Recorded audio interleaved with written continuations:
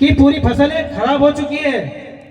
जो वर्तमान सरकार है उसका ध्यान आकर्षण करना चाह रहे किसान हमारे भाई लोग, लेकिन इस जिले के जो मंत्री बने हैं, सांसद बने हैं और इस क्षेत्र के जो एक जिला पंचायत अध्यक्ष भी है, उनका भी इस और कोई ध्यान नहीं है इस सोंडवा क्षेत्र में, क्योंकि हम लोग भी लगातार इस जिले में काम कर रहे हैं, जनहित में समाज को जागरूक कर रहे हैं। लेकिन मुझे नहीं लगता है कि जो इस सिस्टम में, जो सरकार में जो लोग बैठे हैं, उनका कोई ध्यान नहीं है। आज आपको मैं वर्तमान पीछे ले जाना चाहता हूं।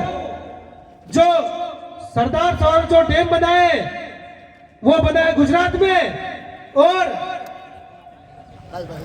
जो यहाँ पर हमारे मथुआड़ के आसपास, ककराना के आसपास हमारी जमीनें लोगों की डूबी है और यहाँ से विस्थापित किया गया था, विस्थापित करा गया, और जितने भी लोग विस्थापित किए गए हैं वो वहां पर गुजरात में रह रहे हैं, लेकिन उनकी दायनीय स्थिति खराब है। 2 वक्त की रोटी भी नहीं मिल पा रही, खाना भी नहीं मिल पा रहा है।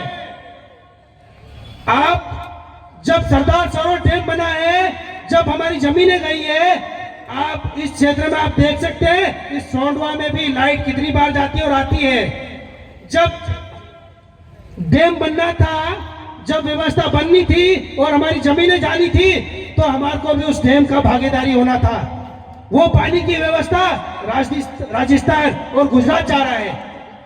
24 घंटे राजस्थान में लाइट रह रही है, उस सरदार सरोवर डैम के कारण गुजरात में 24 घंटे लाइट रह रही है।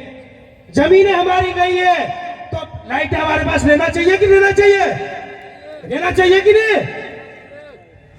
ये व्यवस्था इस सरकार वर्तमान की है, तो कहां पर ध्यान है वर्तमान सरकार में जो लोग बैठे हैं? सरकारें बड़ी बड़ी बात करते हैं।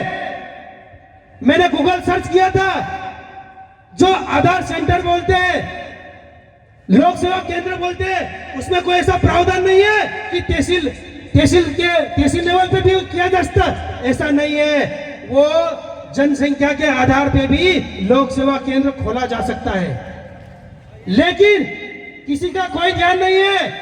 हमारा लोक सेवा केंद्र सोंडवा खोल दिया, अलीराजपुर खोल दिया, पूरे जिले में हमारे लोग लोक सेवा केंद्र के लिए परेशान हो रहे हैं। अरे भैया, ऐसी व्यवस्था सिस्टम में बैठे हो तो आपका ध्यान क्यों नहीं है? आधार कार्ड सेंटर हम लोग 20 सालों से चिल्ला रहे हैं, 15 सालों से चिल्ला रहे हैं कि भैया आधार कार्ड सेंटर की संख्या बनाओ, बढ़ाओ, क्योंकि दिन पे दिन संख्या पब्लिक में बढ़ रही है, तो उसकी व्यवस्था कौन करेगा? हम लोग करेंगे क्या?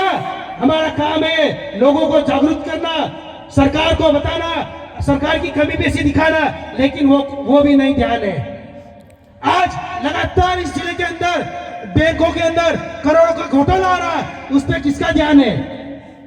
हमारा ध्यान रहेगा क्या?